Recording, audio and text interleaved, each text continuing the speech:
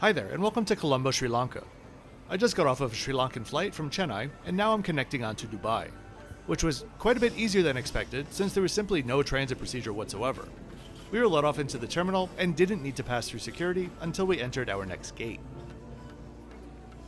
Think about the world's longest commercial flights for a moment. By distance, the current longest is from Singapore to New York's JFK. Perhaps soon Qantas will be eclipsing that with their upcoming flights from Sydney to New York and London. You probably knew these things already. But that's by distance. If we're talking about the longest commercial flight in the history of the world, the longest commercial flight by time, well, that flight went to Sri Lanka. And no, Qantas won't be coming anywhere near that record. So today's video is in business class on board Sri Lankan's flagship A330, and I'll be showing you the full experience, and then we're going to be diving back into my Routes and Hubs series, which explores the kangaroo route from Brisbane to London over the course of 33 flights in 30 days. In this video, focusing on the unique circumstances related to World War II, which brought rise to the aviation market in Sri Lanka at large. Before we get into all of that though, I'm Kevin, the Flip Flop Traveler. If there's one thing that I want you to know about this self-funded video, it's that my opinions are honest, my own, and unsponsored in any way. If you'd like to know more about the channel and how I do things, scan the QR code or click the link in the description to learn more. Have a look around the channel. There are hundreds of airline and hotel reviews to enjoy. This hopefully not double sunrise journey begins now. My experience here at Bandaranaike International Airport, until I got to the gate at least, was unremarkable but pleasant. This terminal opened in 1967, but the airport itself dates back to 1944, when it served as Royal Air Force Base Negombo. In 2005, the terminal was slightly expanded, but the major expansion, which was meant to be completed in 2020, is still ongoing, expected to hopefully be complete by around 2025. As I get the lay of the land here at the airport and head over to the Serendib Lounge, I'm going to explore what put Sri Lanka, at the time Ceylon, on the world's aviation map. Just one note, I had trouble filming on my previous flight, and the first thing that I saw upon entering the lounge was a no filming sign. So I was incognito mode, so to speak, while I was in there for 6 hours. The lounge itself is a bit underwhelming for a flagship lounge. It was comfortable enough though, had a decent selection of food on offer, but was essentially just one big square room. In 1934, the Colombo Flying Club was created, followed by the country's first aerodrome opening in Ratmalana in 1938. That same year, airmail services were launched to Mumbai. In 1942, Singapore fell to the Japanese, putting an abrupt pause on Qantas's kangaroo service, which connected through Singapore on the way to Kolkata. In 1943, in a collaboration between the governments of England and Australia, it was decided to form a new division of the Royal Australian Air Force, which would fly under the Qantas name and brand. The new routing in mind was to funnel Australian passengers and airmail through Perth rather than Darwin. Using a base in Crawley, near Perth, these missions would fly to a Royal Air Force base at Lake Kogala, near the city of Galle. You may be thinking, yeah, okay, and? Well, let's go to the map. The distance between Perth and Galle is 3,510 miles, or 5,649 kilometers. My first instinct was, okay, transit in Indonesia. But since the Dutch East Indies were under Japanese occupation as well, this was not an option. So non-stop was the only choice. Enter the PBY Catalina. Due to its unique design, it was able to carry nearly 2,000 gallons of fuel, giving it a range of 3,600 miles. At this maximum load, it was able to carry just 3 passengers and around 200 pounds of mail. The route became known as the Double Sunrise Service, and that was due to this next fact. The Catalinas flew at a maximum speed of 124 miles per hour or 200 kilometers per hour. So we're looking at a flight time of over 28 hours, a flight which would quite literally see the sunrise twice. This was especially necessary so they could cross near the Japanese-occupied lands under darkness. And so, on August 30th, 1943, the longest passenger flight in the world was recorded at 32 hours and 9 minutes. I'll remember this next time I'm dreading a 4-hour flight in Emirates economy. Eventually, the double sunrise service was extended to Karachi and connected onto BOAC to London via what we now know as the traditional kangaroo service.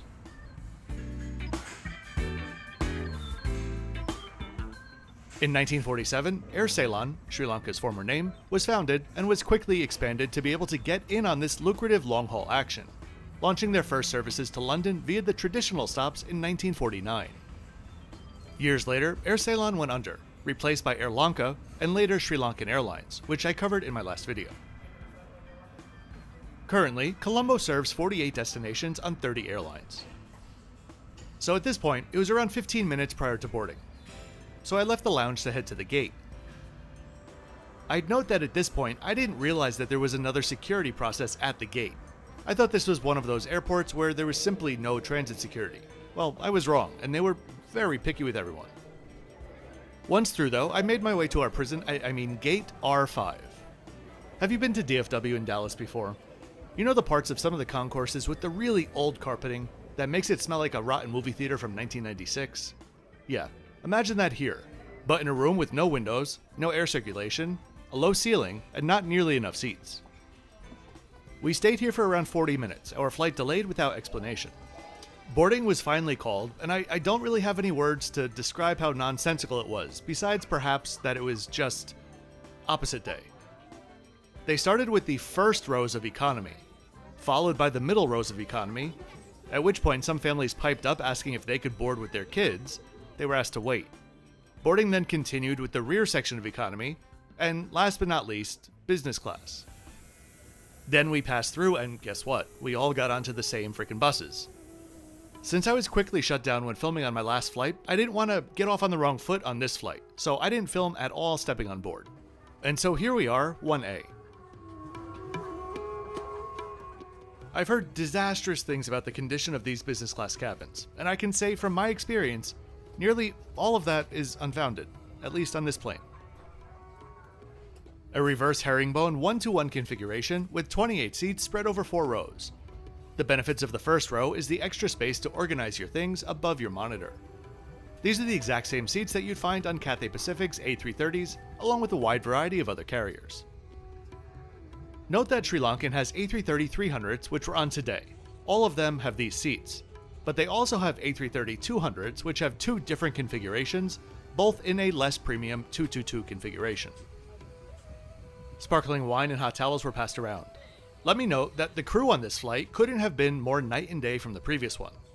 Multiple people on board were taking photos, as people do in this day and age, and rather than yelling at all of us, they were offering to take pictures for you. This flight was much more about Sri Lankan hospitality compared to the previous. Definitely plenty of legroom, but not really a true spot to store a carry-on, with the footwell being pretty small. A friendly reminder that this video is 100% self-funded, so if you're enjoying the video, please go ahead and click that like button. Clicking that button and subscribing really is the best way to support any channel at no cost to you.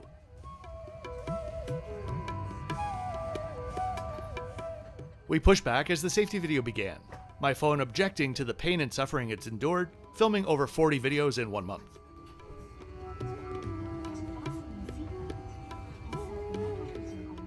We taxied to the runway and prepared for takeoff. The spool up, takeoff, and airport stats are coming up, along with an in-focus camera. After a few seconds.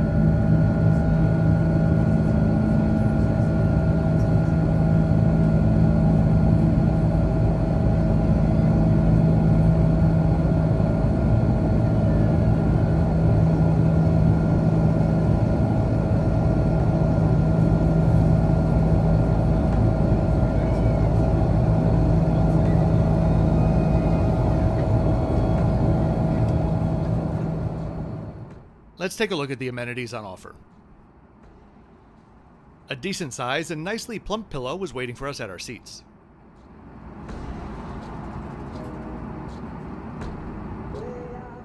Along with a soft knit blanket.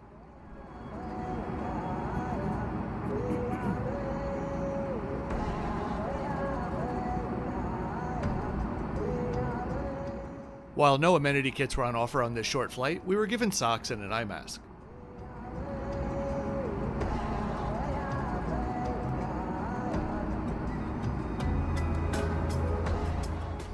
Dinner service started promptly before we even reached Indian airspace, with a round of cashews and drink service. Side note, if there are any airlines out there which ever choose to offer lion beer, tiger beer, and bear beer all on the same flight, I'd be happy to pay a full fare J ticket just to film the three together, just saying. Here's a look at the full menu.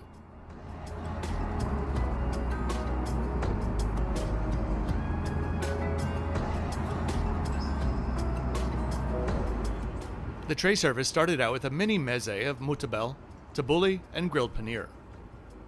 It was fine, but the paneer was oddly grainy and oily. The main dish was really nice though. There were 4 options, and I chose the masala marinated and stuffed chicken breast, served with mixed grilled vegetables, saffron lentil rice, and masala sauce. That was served alongside some breads and wrapped up with an opera cake with vanilla sauce. The main dish was around an 8.2 out of 10, while the starter and the dessert were both in the 5 out of 10 range. Entertainment on board was actually a lot better than I was expecting, considering my previous flight. This flight had a total of 132 movies on offer, a good moving map, and a responsive interface. I was quite happy with this one.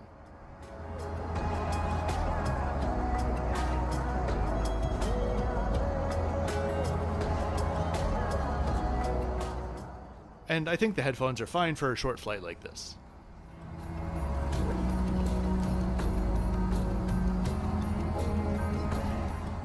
The bathrooms on board were totally standard stuff, but they were kept spotless throughout the flight.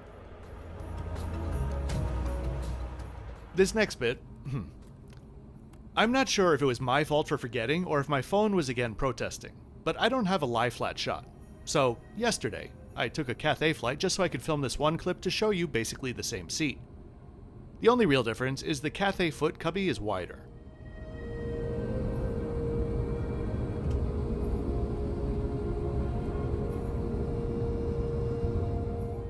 Beyond the fact that I wanted to pass through Colombo, the reason I chose to fly SriLankan is simply because of how affordable their business class is.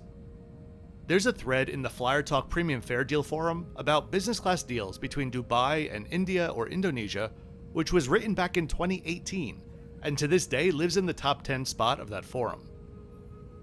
You can consistently get one-ways under $500 and round trips from around $700.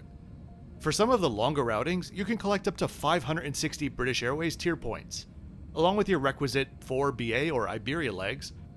That's possibly your cheapest way to One World Sapphire. Okay, and with that, we were soon closing in on Dubai. The descent, landing, and airport stats are coming up next.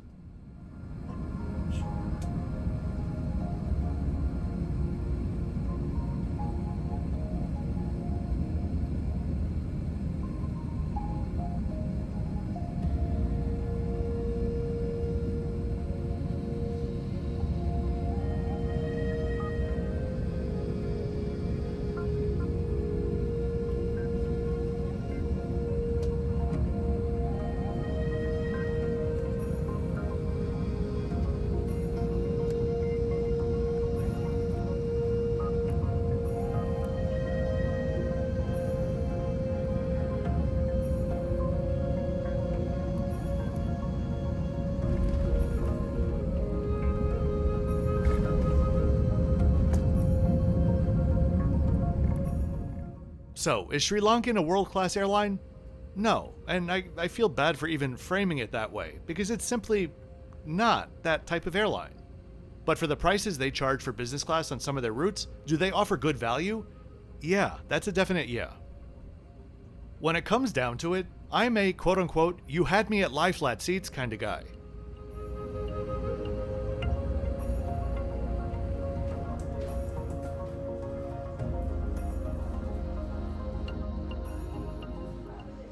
I really do hope that you enjoyed this special detour today. If you did, please be sure to click the like button and subscribe with notifications on so you don't miss out on my twice weekly videos. I'll see you next time from Abu Dhabi. Oh, and as always, thanks for watching until the end.